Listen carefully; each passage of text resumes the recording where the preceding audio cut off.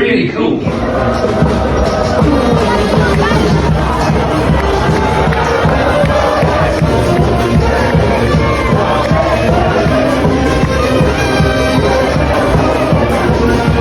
Bonjour, hello, welcome to the Rosbifs Rugby podcast, your one-stop shop for all things French rugby, the top 14, Pro de Nationale, brilliant towns, cities, bars, cuisine, and amazing fans, and frankly, everything else in between. I'm Richard, and we have got plenty to get through this week. All of the aforementioned leagues, all of the aforementioned people, maybe a little bit less on the food and drink this time, but there'll be enough time for that. Speaking of food and drink, we have just had a slight false start. My colleague Rob interrupted the initial introduction, taking a very, very large and what sounded like a very refreshing swig on his non-alcoholic beer. How was it? It sounded great. Yeah, it was right. Yeah. Tuesday evening here, so non-alcoholics all round. But my God, it is a grim Tuesday evening, isn't it? We need something to warm the soul, and there is nothing more warming than the thought of a trip to the south of France to watch some rugby, and just the sunny climes and some very, very flair rugby being played. You sound a little bit like, ironically, because last weekend you obviously last time we recorded this, you had just come back from a weekend in the south of France. You do sound a little bit like you've been screaming in the stands, you've been partaking in beer pesh, you've been smoking a few little gitanes behind the terraces. What's going on? Well, maybe I brought the essence of the south of France to Malden Wanderers Cricket Club on Saturday. I think of half pint in, just shouting from the sidelines as though there was a few allays as well. As we watched the third 11 after our game finished, we attempted to recreate bière pêche with different flavoured soju, which was a pretty swift way to a pretty dangerous night, I think. Using a 14% rice wine to flavour your beer is probably not the safest option. But I think it was actually just kind of the last. It's the kind of post-flight snivels that have seemed to have lingered. Either that or I've got COVID, so we'll soon find out. Certainly will. Shout out for the soju as well. Not often that gets a mention in French circles. Maybe we'll the listeners will understand why soju at some point during the course of these. I think just to kind of dive before we dive into the weekend, we both played cricket on Saturday, and we didn't watch any rugby, and we're actually reviewing the last day of the English Premiership. Like, we are very good at championing how mad, and my God, this week was mad, certainly in Pro de, how mad French rugby is. But it was a pretty mad weekend of English rugby, which our teams played against each other. I have kind of lost interest in the Premiership over the last few weeks because Leicester seem to have lost interest in it as well.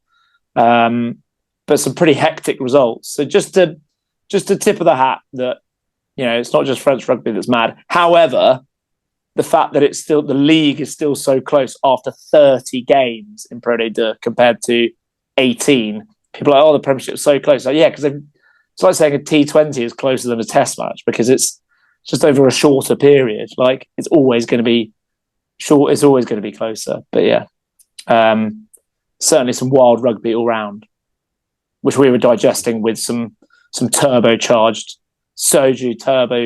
beers. That's how the Turbo Shandy nearly made a comeback, but not to be this week. Let's go straight for it. Top 14 and some real, if not movement, some confirmation. A few things rubber stamped this week. Sadly, Oyonnax, they've been teetering on the brink, but just about hanging in there for grim death. Their fate, they'll be back in Pro de next year. They lost at home to Toulon, didn't they? Put up like a kind of half decent fight, but ultimately, I think like quite a lot of their season, they certainly haven't disgraced themselves. They've looked really good at points, play some good rugby, physical, but yeah, they're done. They are Romeo done. I'm sure they'll be back not least because they've signed someone who I think we'll mention a little bit later. Also at the bottom, which is, I mean, on the surface, first beating 13th is not such a big deal, but Montpellier will be in the access match. That's confirmed. Which more recently we've known it was likely. Start of the season, I mean, this is a team that you thought had signed well. They binned off. God, I've already forgotten his name. Who's the coach who got let go before they brought in Laporte earlier in the season? Cockers. Richard Cockrell. Of course it was. Yeah, of course it was. The man with the non-Midas touch, obviously. They lost to Toulouse. Toulouse sent the under-9s. So, I I counted 6 names that I'd never seen before in that Toulouse team, or 6 names I genuinely knew nothing about, and that was despite the fact that you look at guys like Kelvin Gorge, who played a bit of France under 20s, and I saw him earlier in the season, so I was not counting him in the 6. But that's an 18-year-old fullback / centre that's played a couple of professional games. There were 6 names there. I'm not going to go delve into them, but it was just, that was kind of a real kids. It was that was a C team. That wasn't even a B team. Yeah, it really was. I mean, looking at the side that have won it, I reckon maybe 2 of them. So context obviously is Toulouse travelled to North London on Saturday for the Champions Cup final. So they've rested a few there, but I reckon maybe 2 of the squad from Saturday play. So Castro Ferreira, who I know you've long touted as some player, and he was fucking unbelievable again. But you'd imagine he'd be in the sort of back row jersey on the bench, and maybe Merkler. I think will probably be on the bench because of the injury to Laulala still. I think there's a chance if they go 6-2 that Josh Brennan could be in that as well. Barassi is probably not going to make a bench spot. It's probably going to be Aki and Kos with one of the outside backs on the bench. Similarly, Capuozzo, probably not going to make the 23. You do have Richie Arnold on the bench, so he will be probably on the bench actually, but he will play. Okay. He'll be in the 23. But so we think three, and definitely no starters. Yeah, and it you couldn't really. Just the gap between the 2 sides. I mean, in terms of. It has to come down to coaching, doesn't it? How a team with that little experience can go and take on. Okay, they've clearly been a bit all over the place, Montpellier, but you still got to do the business. You still got to do it against Ryan and George Bridge and Van Rensburg and Simmons and all these massive names. Sir Fontaine. It's a serious result for them. Probably, I'd imagine Toulouse is a real bonus. It almost gives them probably gives them a bit more of a buffer for in a few weeks when they get to the last couple of rounds. It's an amazing result. I think the thing that also feels like it maybe sums it up nicely is the name escapes me, but Toulouse is 10. Delpy was recalled, I think, from Blognac earlier in the year. He was playing in Nationale when they went bust. Whereas poor old Leo Colley, Virat Colley, has. He's a scrum half, isn't he? And now he's playing 10. I assume Carbonell's injured, and Montpellier was on the bench, was he? They had the infinite wisdom to release Paolo Garbisi earlier in the season. It is bonkers. Not much to say more on that other than I don't know. I think whichever team plays Montpellier in the access match is they're gonna fancy it. It's gonna be a big step up, and you'd think they can now Montpellier can kind of sit back for 2 or 3 weeks and plan their vengeance. But what a shit show! You referenced one of their star players, who I still think is probably going to be the difference in an access match. But Cobus Reinach had a legit stinker for the first Toulouse try. Oh, he did, fires the 22-meter dropout straight at Toulouse, and then there's a kind of chip from the ensuing ruck that he's chasing back, and just the bounce completely does him, and Toulouse score a try. But he also scored 2 tries in return, just classic inside balls. And had a third ruled out for a forward pass as well. I think in the last 10 minutes. So I'm kind of with you. You feel like that's the sort of guy who you don't get many players of that individual quality, do you? You can rip games open like he does. But don't know, maybe send one of the big men down his channel early doors and see what happens. Yeah, fair play to lose. Not something you usually say with their resources, but it's quite an amazing result, that. Elsewhere, Clermont are nudging on the barrage door, aren't they? They've been on a great run, beat Cass fairly convincingly. There was some pretty average defending in this game, I'd say.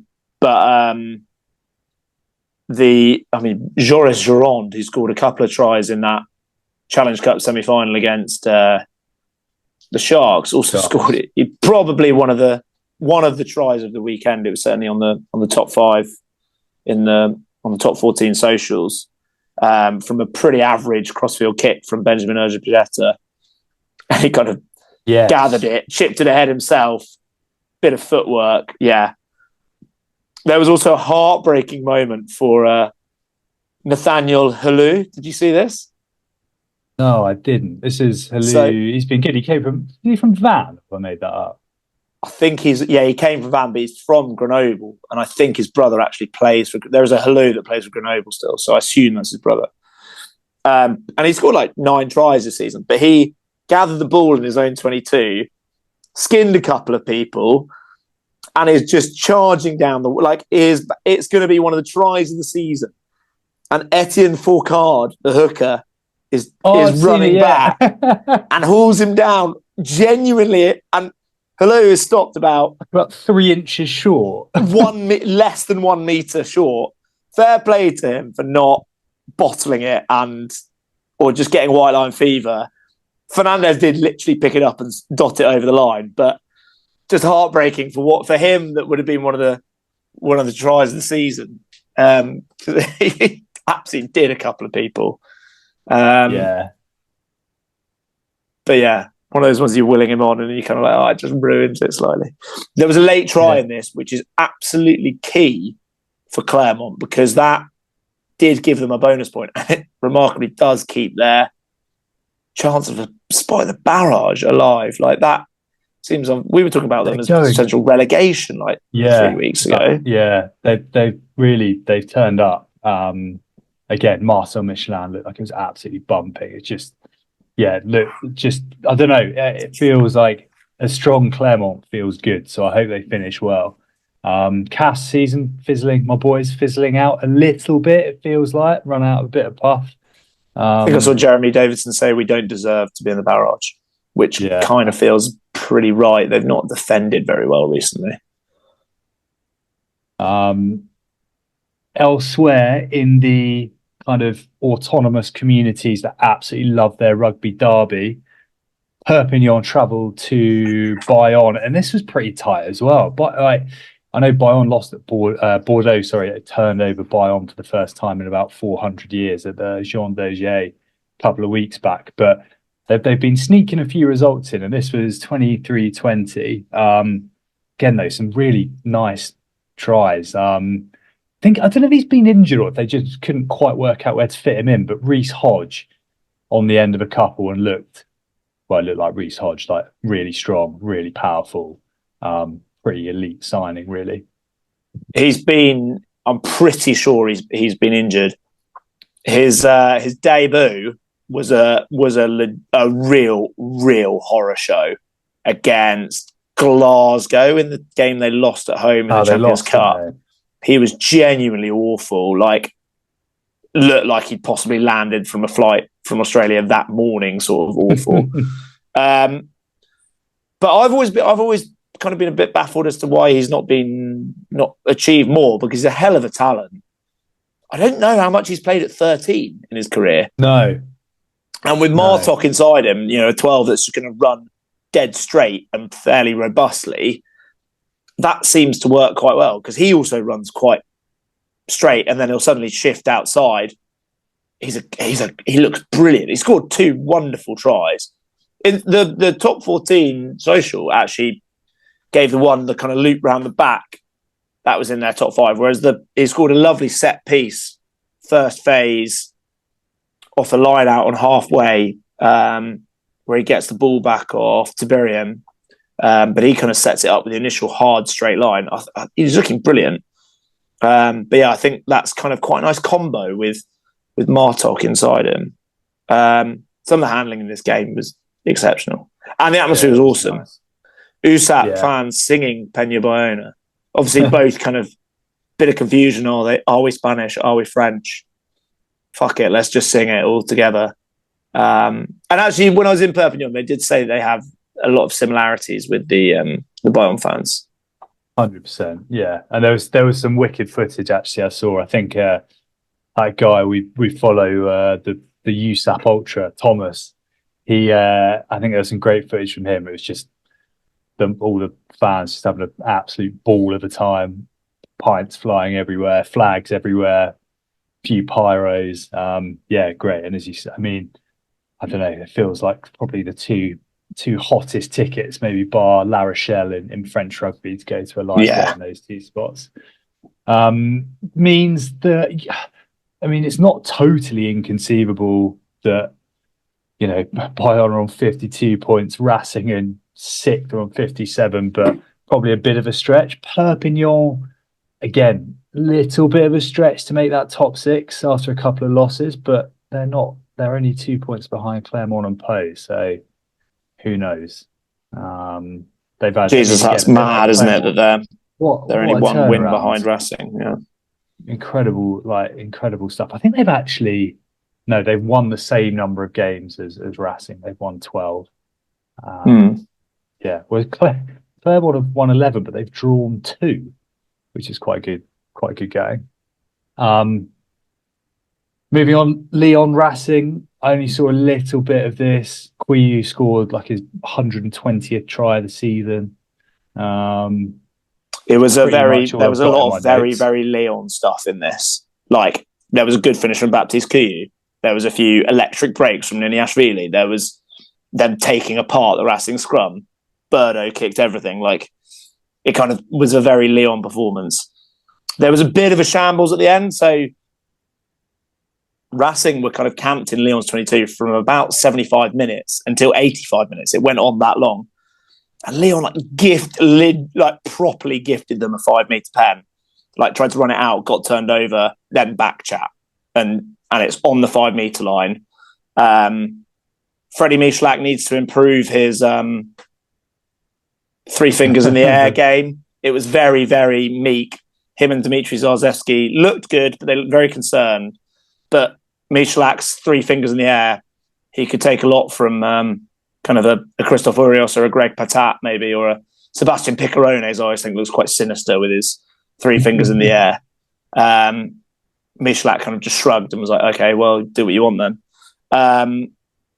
But, I mean, they had a couple of chances to score in that period where they looked like they had openings and they bottled it, really. Not like glaringly obvious, but they should have scored. And they were complaining about the ball being stripped, but it was legit. There was never a try. Fiku looked apoplectic, but yeah, there was nothing in it. I thought that they just don't think they're very good. Yeah, got some potato smileys in the oven there, Rob. Just heard something pinging. Yeah. Fair, but I mean, doesn't change too much, does it? Lyon are safe. Racing are kind of clinging on, but just flattering to deceive a bit. Well, Racing's next 2 games, as I kind of texted you excitedly, are Pau at home and La Rochelle away. So that's the team above them and the team below them, and they are only 1 point ahead of Po. I can see Po getting a result or at least a bonus point. Then Po have got someone fairly out. I think they've got Perpignan at home on the last weekend. Yeah, I can't see Racing going to La Rochelle with a bit more rest, full noise, pack. I can't see that being successful with Racing. So plenty to run on the top six still.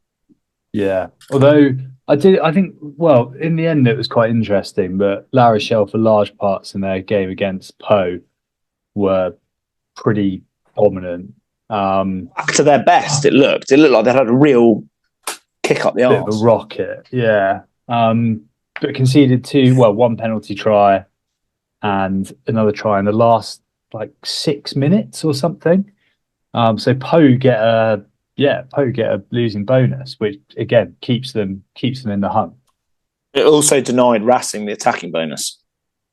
So before that, it was La Rochelle the attacking bonus, because it reduced their margin to below 3. So kind of a double win for Po keeps them pretty.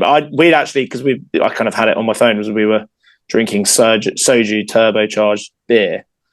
And I turned off after the final La Rochelle try. I was like, Po have blown this. But I thought La Rochelle looked really good at times. Po did really well to come back into it. There was on commentary un cadeau for Jules Favre from Elliot Rudil trying to keep the ball in, and in trying to keep the ball in, he kind of fell flat on his back, and the ball was just there on a plate for Jules Favre. Well, there was another game. I think it was the Oyonnax Toulon game where Toulon, we had a repeat of the Penaud. Yeah. Yeah, it was class. Almost even more ridiculous because it was right. He was looking at him, but the furthest kind of. It was just nestled between, on the kind of right angle of both dead ball lines. Yeah, good to see. Rob Howley, Greg Aldrit. The try scorer was Mensah, which I thought was quite amusing. Clever play. Well, hey. And then Stade Francais, Bordeaux. I think we both caught a bit of this actually. Really good, very good win for Stade Francais, given they've been wobbling a little bit recently. Certainly doesn't confirm a home draw, but gets them a lot closer. Thought they were great from what I saw. Defence is so well organised. I think it's the best in the league, isn't it, in terms of points and tries conceded. But they have been taking a bit of a dusting the last few weeks. So fair play to them to getting their stuff together. Your man Segons controlled things really nicely. He looked good. He looked way more attacking. Ward is flavour of the month. Everyone he's class. Just seems to keep producing big performances. Marchand played really well as well. He did, yeah, brilliant. Yeah, he's great. I prefer him. He was at 13, wasn't he? I just think you get more from him, particularly in that kind of outside centre, defensive marshal. Really good. Bordeaux, I thought, loath to criticise given how explosive they can be. Yeah, they can peel teams open from anywhere. Just on one too many occasions, it felt like really forcing it a phase or two too early. And then I think once they were kind of 8 points behind or whatever it was in the last 10, and they really had to force it, they just kind of played into their hands a little bit. Tamway was beating the first man, but they're getting ushered into touch. There was probably about 6 miracle balls too many. Few instances where I think it's Andrew Mertens who kind of co-commentates. Just saying, I think he was spot. I mean, as you'd expect from Andrew Mertens, knows his shit about attacking rugby. They're just getting a little bit in each other's way and maybe overcomplicating things somewhat. But yeah, Stade Francais, great work. This also had a brilliant menacing 3-finger salute. Did you see that? Yannick Brou, when they got the penalty in the last 10 minutes. Jalabert is 100%. They're all pointing to the corner, and Yannick Brew, like veins bulging out of that kind of Dr. Spock bald head, and these, trois. But it was sort of almost a bit disconnected. It was like that one. It wasn't that. It was superb. Full Wolverine claw. Yeah, very good. I thought Jalabert. It's interesting that they switched back to Jalabert as a kicker. I wonder if he's not been kicking because of his knee, because it's heavily strapped.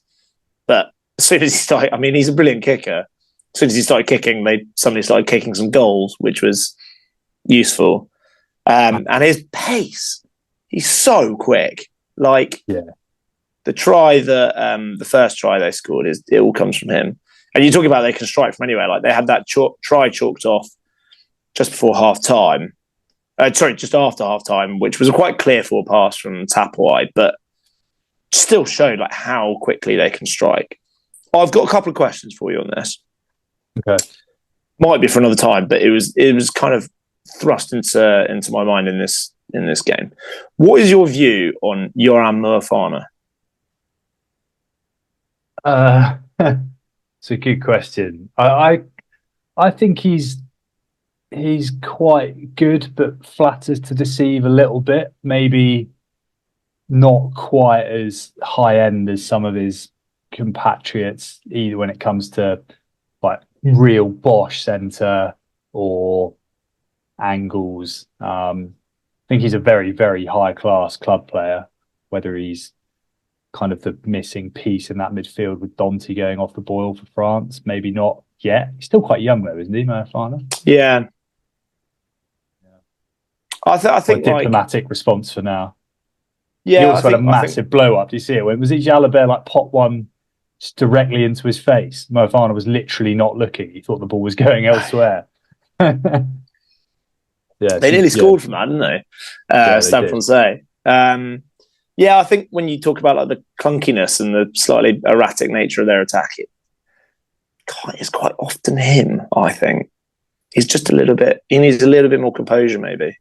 Generally, but he's obviously talented. I still haven't worked him out, to be honest. My other question: who do you think was the quickest player on display?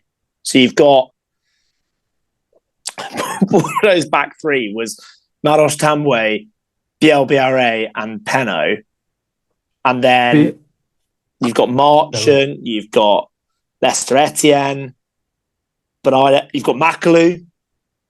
Yeah, I don't think it's any of them. Do you think it's Dakawanga? I think it's Dakawanga. He's rapid, isn't he? Because there was one bit where Biel Biarre, like, he's doing an outside break on Biel Biarre, and he is making ground on Biel Biarre, even though he's like carrying the ball. I thought, wow, that is. And also, we obviously saw that try earlier on in the season. Yeah, was that where Biel Biarre like wrapped him up though, just short of the line? Eventually, because he's done a lot of that recently. So I actually think he's chased a lot of guys down. He did it in that game. They then turned it over and went the length. Penaud, I can't remember. Clermont.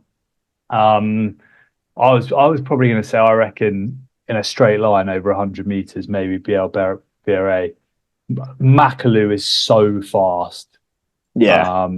Back, I still find it back. I know like Rumat's a great player, but I just think if you have someone like that come off the bench, I don't know. I think 100%. He's special. Sort of guy who I think is probably unfairly tarred for almost being a bit too flair. Like people just don't like it, do they? He fluffed his line in the early days and for France. I think there was a lot of drop balls and stuff. And I know he didn't have his best game, but I love Tambwe. Like I think he's unbelievable, and also over, that first 10 meters or whatever, I'd say he's probably the quickest off the mark. So there you go. I've said basically all of them. I'm going Dakawanga. Yeah, we'll see if we can arrange over 50. Over 50. We'll see if we can. We'll arrange a race like that odd guy who's trying to make the like drug Olympics. We'll get some VC funding for the top 14 sports day 100-meter race.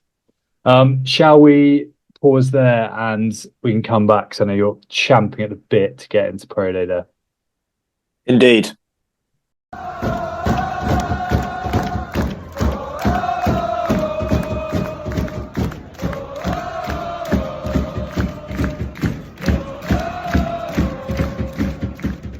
Last Friday, then, final round of the regular season, round 30, and remarkable. Really, we sort of followed. I don't think either of us are brave enough to get one of those dodgy like streaming fire sticks, are we? So we kind of followed this via various live texts and Twitter feeds and Instagram posts, but there was a huge amount on the line at both ends of the table, or namely the bottom and the middle kind of chunk with the for the barrage, and it didn't disappoint. Where do you want to start? Where do we go with this? I think start before the start of play, as it were. So at the bottom, Montauban needed a win to have any chance of staying up.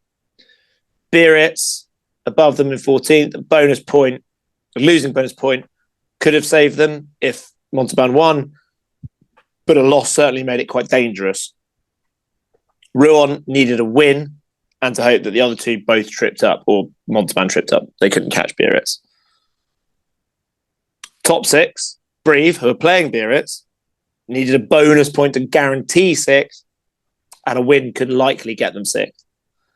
Mont-de-Marsan needed a bonus point win to overtake Brive. Nevers needed Brive and Mont-de-Marsan to not win with a bonus point. And for them to get their own bonus point. And we basically, at various points during the evening, had every single one of those scenarios play out, apart from the Biarritz win and Rouen winning or not winning, but certainly drawing. It was mad. Should we start then? So Aurillac Montauban. Yeah, that's probably the simplest in the equation, and it's simple in the sense that Montauban lost, so it's out their hands. So they are. So Montauban lose at Aurillac, who didn't have a huge amount to play for, but just a ball ache of a place to go and try and win. Scored a hell of a try for like within the first few minutes from their own 5 metre line. The interesting, the drama here was that Montauban scored with 30 seconds left. I think I didn't see the kick. I assume they just took it, and then kind of there was just enough time to restart, basically. So they did collect the ball. And eventually got stripped, and then you had some kind of comedy of some big lumps trying to get it off the field for Aurillac, which was quite amusing. Excellent. And immediately the camera pans to the coaches on the sideline watching the Rouen game on their phones. On their phone, I saw that. Yeah. There was that. That happened. We'll talk about that a bit. There are a couple of other places like that, but that was class. So Montauban lose. It's out of their hands. They're definitely either in the access match with Nationale or they're down. Do we there go to Rouen next? Right. So what didn't happen here? Well, a lot happened in the first 20 minutes. Mont-de-Marsan were 26-3 up with 19 minutes played. So that at that point, they've got their bonus point win, which potentially gets them into sixth. And then Rouen are down. Like, they're getting hammered. Some brilliant tries from Mont-de-Marsan as well. They've played some real flair rugby all season. Langivalu was particularly good this week. And then there's a couple of Rouen tries before half-time. Takes it 26-17. And then Ramota Tabua, who we'll hear a bit more of later, scores on 48 minutes. And at that point, it's 31-17. So 5 tries for Mont-de-Marsan, 2 for Rouen. So Rouen are losing, but also Mont-de-Marsan have their bonus point. There's then an interception, and then a driving ball follows that. 31-all. After about 60 minutes, it was suddenly like You just texted me like, what is happening? Yeah, I was sort of following along on various, say like Twitter or X and like all the kind of like Eurosport live text updates and all this sort of stuff. And then it was 31 all for ages. And then on the thing, I think I actually took a few screenshots. It was like 31 all, 79 minutes, 31 all, 80 minutes, still 31 all in the 82nd minute. It's like, what is going on here? And yeah, do you want to kind of, arguably this is the most ridiculous moment of the entire weekend. So Rouen get a penalty in the 82nd, 83rd minute. And it's not easy, is it? It's basically a touchline conversion, but further out. Maybe and kind few of meters in from the touchline, but yeah, and just a bit nearer than the 40-meter line. The kick looks quite good for quite a lot of its distance. Just misses. Mont-de-Marsan's still thinking that a win might kind of get them up. Run it from deep. And basically, eventually the ball finds its way to Rameau to Tabua, who hits the Jets and streaks away under the posts, and Mont-de-Marsan win 38-31. That wasn't in the top 5 tries. Oh, it's ridiculous for this week. It's the guy is so hat-trick fast. Try for number 8. It's the 83rd minute of like a crucial match as well. That clearly everyone is completely shagged, basically. And it's like we were talking about Makalu a minute ago. It was like it was just ridiculous. And the bloke's like a house as well, isn't he? Yeah. It's him who I'm pretty certain to get to Oyonnax. I think he signed which looks like a pretty handy signing. Yeah. So yeah, he's been great. Rouen, just it's gutting, isn't it? Because I mean they were dead and buried about a month and a half, 2 months ago, and they've just like chipped away. And that kick, they wouldn't definitely be up. They'd be in the access match, wouldn't they? Yeah. And we're talking like it's a pretty wild comeback that. But Montauban lives to fight another day. See, he's playing for Rouen. I don't know how I've missed him on the team sheet because he's played pretty much every game. I think I know what you're going to say. Will Whitty. Yeah. Yeah. I have no idea. Could be playing in Nationale. It feels like a player that's probably still too good for Nationale. Okay, so Rouen are down. Mont-de-Marsan have a slim chance. So do we go to Nevers? No, Mont-de-Marsan are done because they haven't got a bonus point at this point. Okay, so they're done. Having had one for a large part of the game. And it looked like they were cruising it.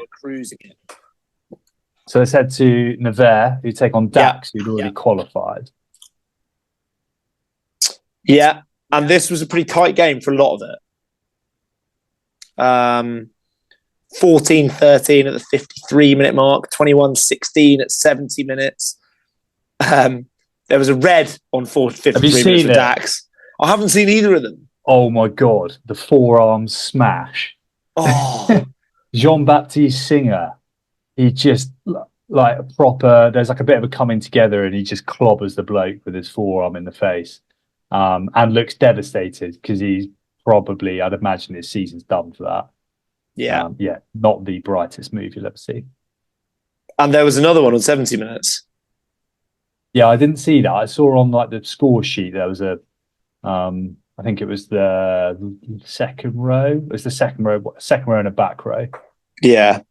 Probably not where you want to be losing ahead of an access match against Grenoble, but never mind. They've also basically started like all season, both of them.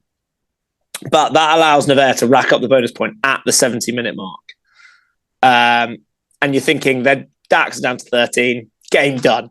No, 13-man Dax, score on 76 minutes, taking it to 28-23, which puts Nevers not in 6th because they've now lost their chance of a bonus point.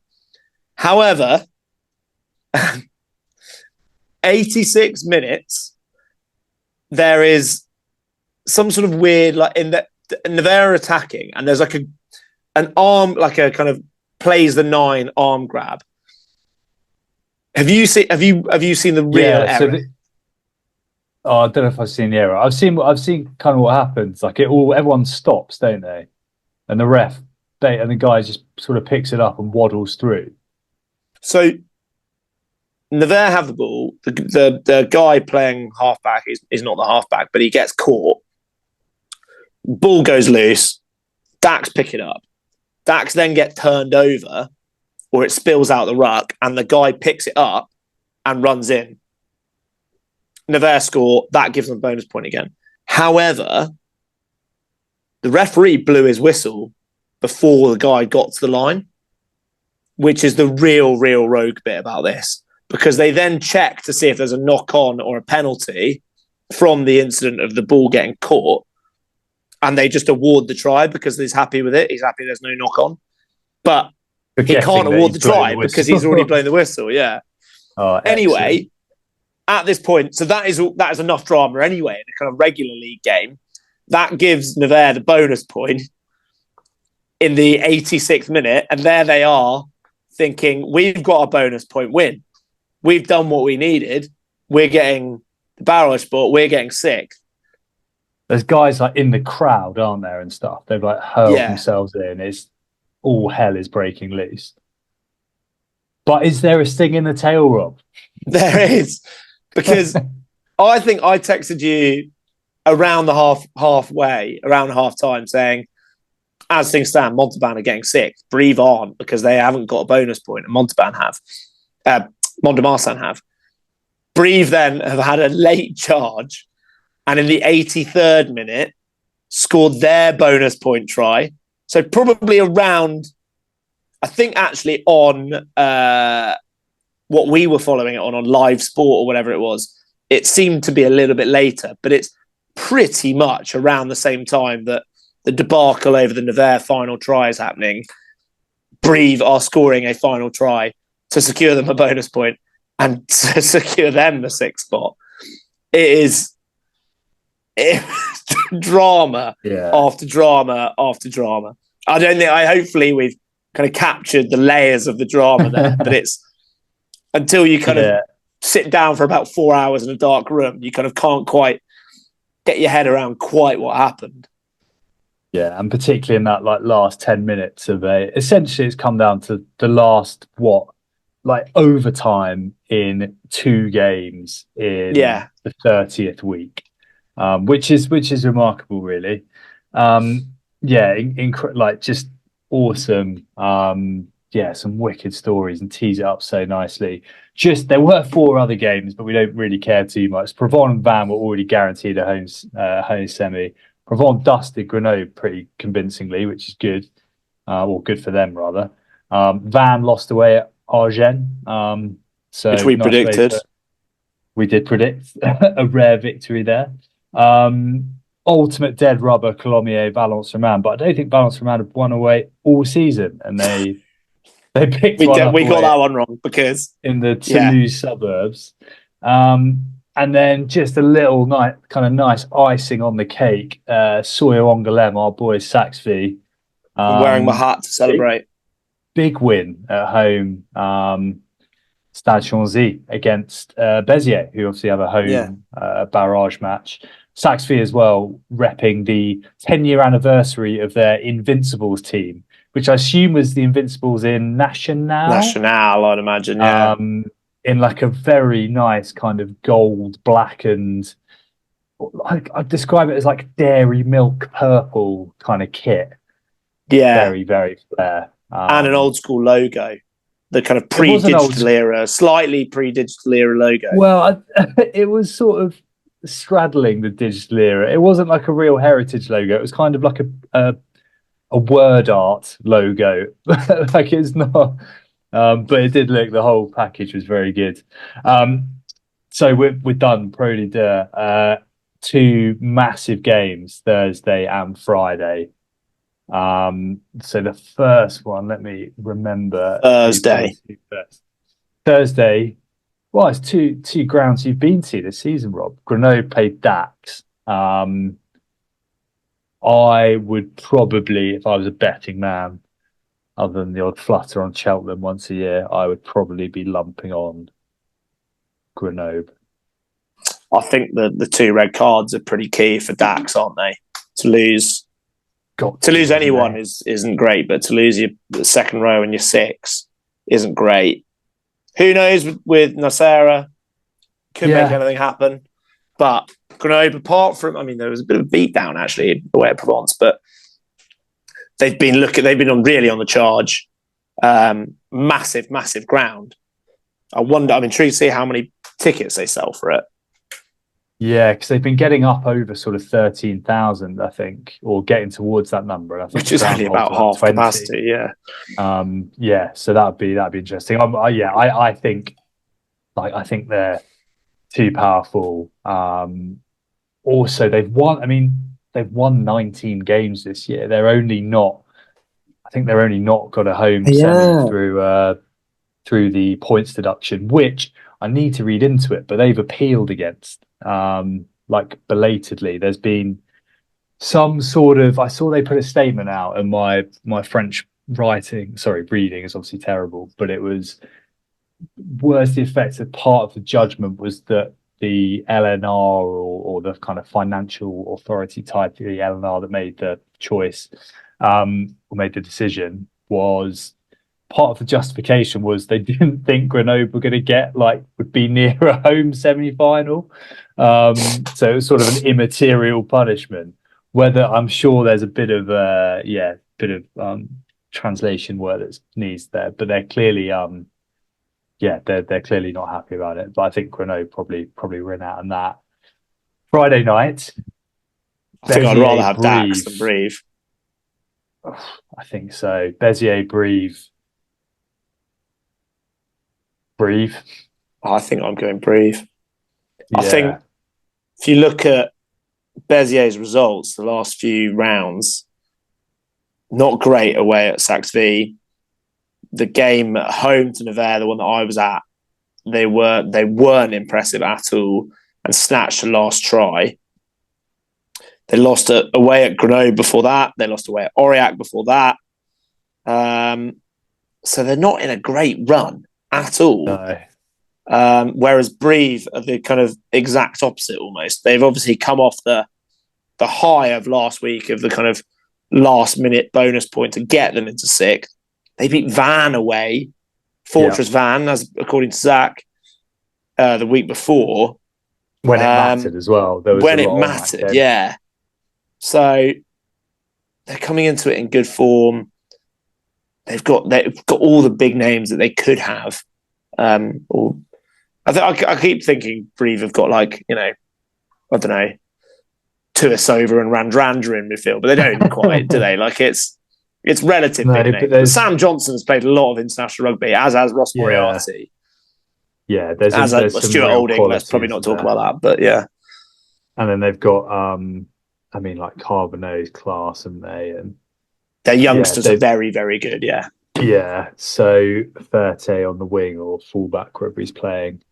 I think Brive maybe come out in that as much as I'd rather Béziers. I would quite. I don't know. I want to go to Brive, but I want to go to Brive and Pro Day there because the flight from Stansted gets in on a Thursday, and you might have to wait for 3 days for your match if they go back up. Also, Brive love a Thursday evening game. I reckon they play really way more Thursday evenings than anyone else. 100%. I reckon they're probably about a quarter of their games this year have been on a Thursday night. Ironically, not this one. And also it would just be great to have in that last 4 a team that hasn't been in the top 14 for quite a while, I think. Yeah. Who knows? But I reckon Brive might have a bit too much. And it'd be interesting to see how many they sell out because pretty good effort a couple of weeks ago to get nearly 12,000. I'd imagine they'll go pretty hard at it again, Béziers. So, it's a hell of an atmosphere, and that is enough to put off any team. The kind of how raucous that atmosphere at Béziers is. You also might, because there's no top 14, there's no other Nationale Pro Day. If you're in Perpignan, Narbonne, wherever, you might sneak along. So yeah, it's Montpellier. really exciting. Montpellier, exactly. If you if you are fed up of just watching your team get pumped in front of an empty stadium, your team of Galacticos get hammered. Go scout out your potential opposition to the access match. Well, yeah, exactly. I mean, not much more to talk about. 2 games to come. The only other thing I was going to mention was there will be a new name for the first time in Pro D2. Stade Niçois beat Narbonne over in Chambéry. Did you see any of this? I haven't seen any of it, no, but I've got some history on Stade Niçois. So I haven't got any history on Stade Niçois. I caught a little bit of this. They sort of streamed it, and there were some patchy highlights and things. It's 39-30, but it was really close. I think it was 32-30, and they scored with, if not the last play, they played, and then there was a kickoff, and then it was pumped into touch. But so just a moment towards the end, just before that try. So the last try was like a pushover in the corner. Narbonne have like an attacking scrum about 30 meters out on the right hand touch line, like in the last 2 minutes. Get a free kick against them for a pre-engage. The ball is then, I think there's then like a descent penalty, or they march upfield and then there's a penalty. The guy, like, fair play, goes for broke, bangs it right in the corner. And I think what's happened is the Narbonne fullback is convinced it's gone dead. And the linesman, or the touch judge rather, who's flagged for like the 5 meter line out, the guy's caught the ball and just like booted it as like far as he can, like infield. So rather than the line out, the ref just gives a penalty like right in front on the 5 meter line, to which ironically he then like turns around and just sticks it into touch, and they roll over. But it's like a full, this guy is just having, I think, incensed still from the free kick, just full meltdown, and you can see all his mates like, what are you doing? It's excellent. Just a lovely bit of stroppiness. Whether he'll be picked for the access match against Montauban, who knows? But that's pretty cool as well. So Stade Niçois were founded in 2012 when Nice Côte d'Azur Université Racing was liquidated. And they were originally Racing Rugby Club de Nice in 1912. So the legacy teams have been in the top 14. Racing Rugby Club de Nice was, and lost in the top 14 final to Béziers in 1983. Their 10th of their 11 in 13 years, when Béziers were the boys. But Stade Niçois won Fédéral 2 in 2017, 2018. So they presumably, Nice Côte d'Azur Université Racing has been liquidated in 2012. 6 years later, they're winning Fédéral 2. And then you've got 3 years later, 4 years, 6 years later, they're 3 leagues higher or 4 leagues higher. So pretty impressive rise. Clearly a bit of appetite, maybe a bit of cash knocking around. Yeah, I was thinking like a proper setup as well. They've got quite a strong academy and things like that. The Eagles, I think they are. But I don't know about you, but I've come across about 4 people within the last week that are going on holiday to Nice, and as we do these days, got asked for recommendations, and I've said to basically everyone, well, when we went to Nice, it was full of Welsh people and English people because we were there during the World Cup, and I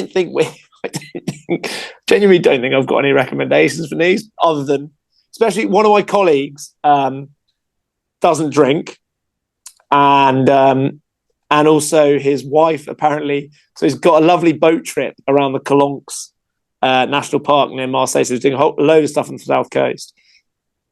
So he's asking me for Nice and Marseille recommendations, but they don't drink, and also his wife can't swim. So I was kind of very, very short on recommendations. Go on holiday somewhere else.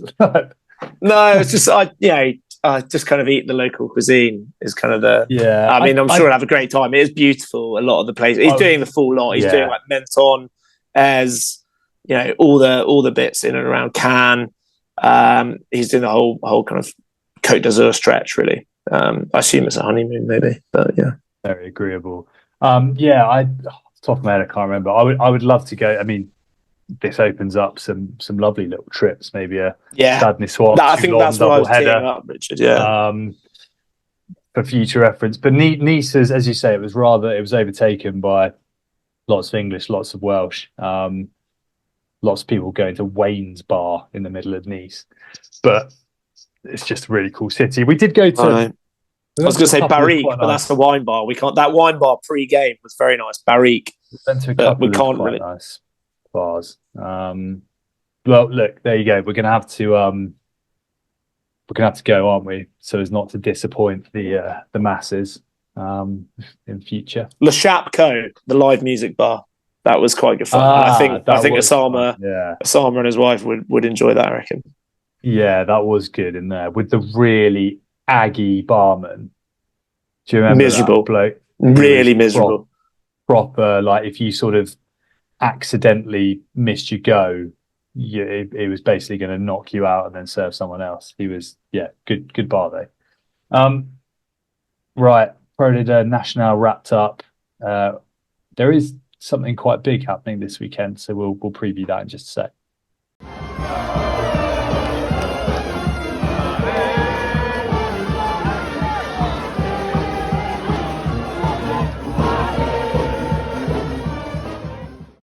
Righto, no Pro de this Saturday. Not there would be, but no proper round of fixtures. No top 14 this Saturday, and no Nationale this Saturday.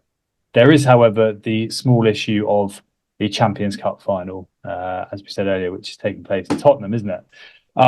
Leinster v Toulouse, I think, as much as my dark horse Bordeaux fell, I think you would be hard pressed not to say the two best sides in the tournament, probably by a bit of a distance as well. We've spoken a bit about it before the semi-finals, but what do you reckon? Well, what are you saying? Difficult to know where to start. In short, heart says Toulouse. I think head and gut really says Leinster.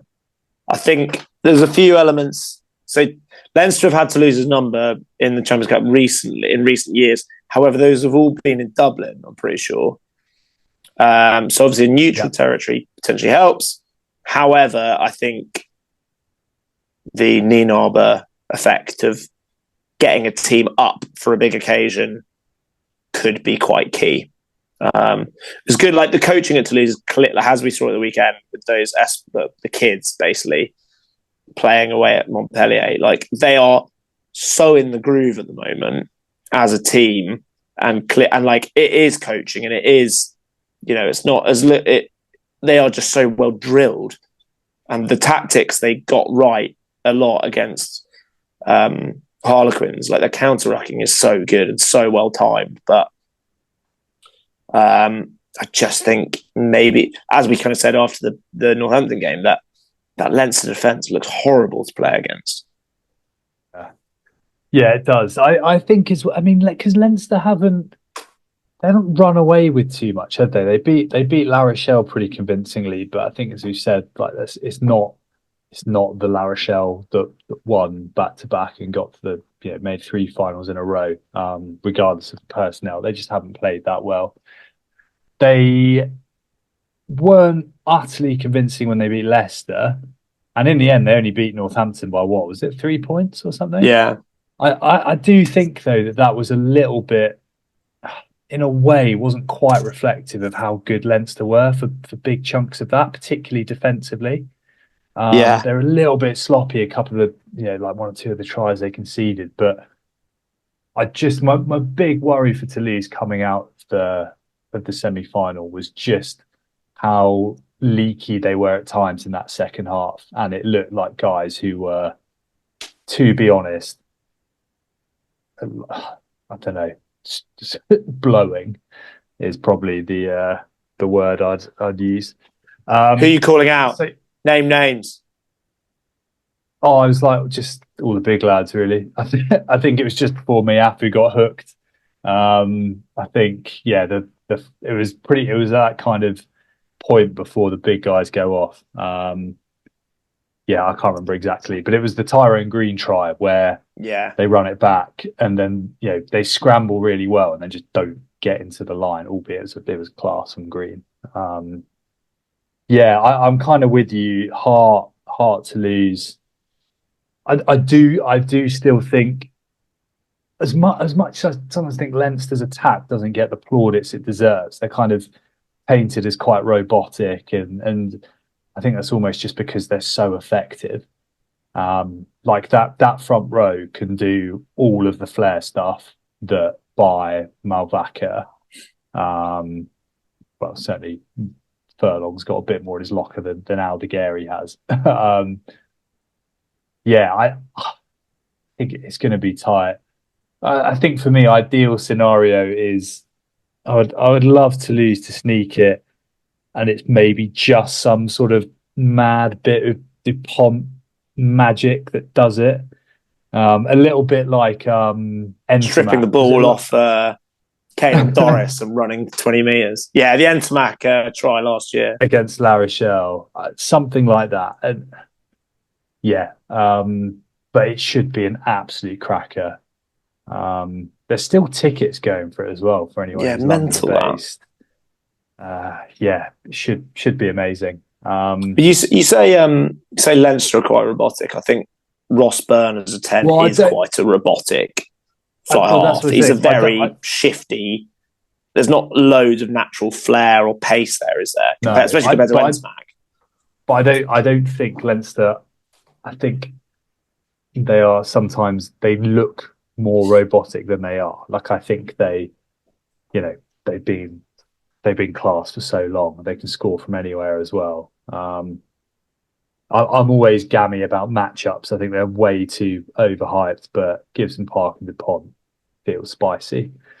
Yeah, it'd be interesting to see how they get on because Gibson Park, like arguably it's probably if you can stop. If both nines are cancelled out, I think it probably has more of an effect on Leinster. I think Gibson Park is, as you say, with Ross Byrne, who's very experienced, but ultimately a little bit more in the steady Eddie category. If they can stop Gibson Park, who kind of pulls everything, they'll have a chance. Well, I think on that. So just on Ross Byrne to finish up on that, we kind of mentioned it after the semi-final. Ramos will play, and he's the best goal kicker in the world right now. Almost huge, objectively. Yeah.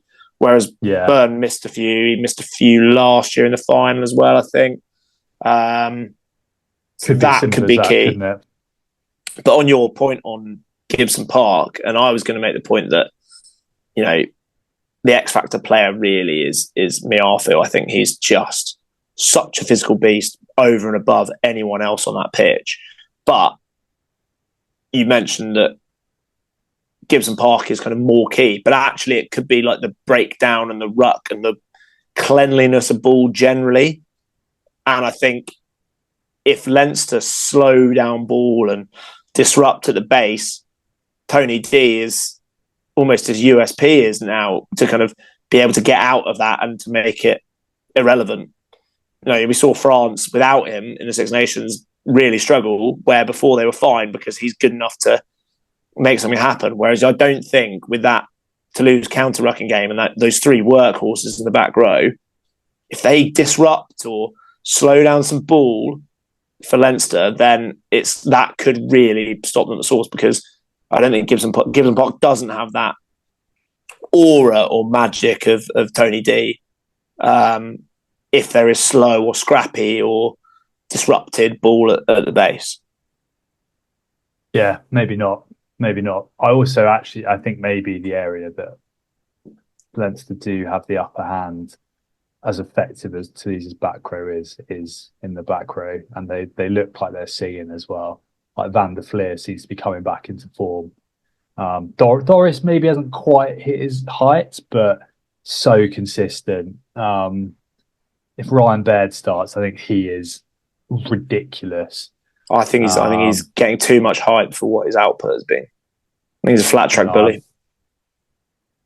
I'm not convinced by that. I also think Conan off the bench, he's hugely underrated in my book. He's so good. Yeah, but you got Castro, my boy Castro, coming off the bench. Yeah, sniffing around for tries. Yeah, I wonder actually if they might go like put Doris at 6 and go Conan at 8. Pretty steady that. Right, we've only got a couple of minutes left, so you know what I'm going to say. We're a French rugby podcast, Rob. I'm going to go Toulouse by 5, a single try. I'll go Toulouse by 4. That isn't just to be inside you. I think it's just that is your point on a late Tony D bit of magic, just to steal a win in a tight game. It'll plainly be Leinster by like 15. Never mind. Yeah, it could be. It's going to be class. Can't wait. Petit-Fours haven't got too much this week. There's too much actual rugby going on. Struggling. We've got a couple of minutes left. So, what have you got?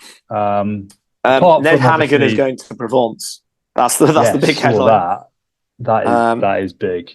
A player who's looked largely ineffectual in my time watching him, but who knows? It's different. He's got caps for Australia. He must be decent. I think so. Jimmy Gopper, 500 professional matches. That's unbelievable, isn't it? Game. It's pretty cool. And he's staying next year, isn't he? Didn't he sign an extension? Yeah. Unbelievable. What a hero. Sarlat overturned JOP Conflon Canigou. Oh no. 23-9, overturning their 10-point deficit. So Sarlat, who won their Federal de pool, go through to the quarterfinals, which is another 2-legged affair. Tried to do some digging on Biarritz without much success, on the fact that they are going to send a convoy of Basque cheesecake to the Cantal, being the region that Aurillac is in, to say thank you for their win over Montauban. Is that legit? Jumper right where, there was an interview with one of the back rowers, and he's like, "We're going to send a convoy of gâteau de Basque," which I assume is Basque cheesecake.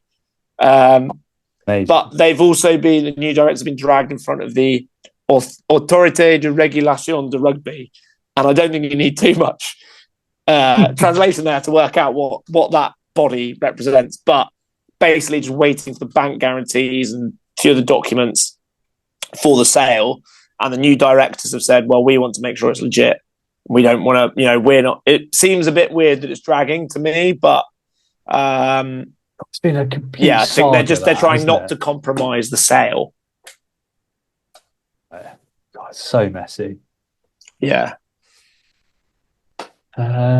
Cool. I think we're pretty much there. I did have the outline of a potential final kind of double header of the season, but I don't think we've got time to go through it. So maybe we'll save it when we know who the Pro Day Day finalists are, because spoiler alert, it does include a day in our favourite city, Toulouse, watching the Pro Day Day final, and then a not too inconvenient train to watch what could be an absolute cracker. And even if it isn't a cracker, it could be a very historic game. So you'll have to tune in next week to find out what that is. Any closing thoughts, Rob? I would quite like a convoy of Basque cheesecake sent my way. Gladly. I'll see what I can arrange. And Allez Toulouse, I think Allez Toulouse and Allez Dax, the underdog at Grenoble. Brilliant. I've been Richard. That has been Rob. We've been the Rosbifs Rugby podcast. You can follow us on all the usual stuff. Enjoy the Champions Cup final, Pro Day barrage, and we'll see you next week. Au revoir. Au revoir.